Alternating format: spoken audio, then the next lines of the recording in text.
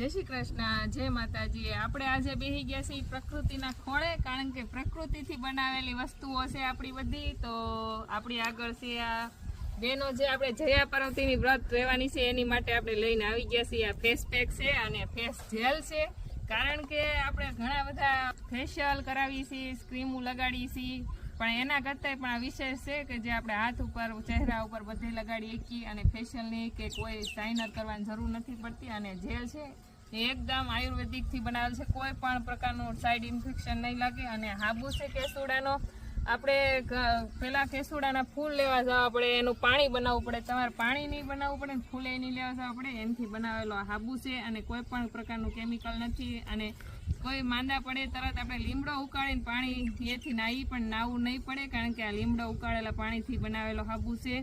અને માથામાં આપણે વાળની ચિંતા કરતા હોય છીએ, આપણી કરતાં મોટા દાદીમાં ઘરે બેઠા હોય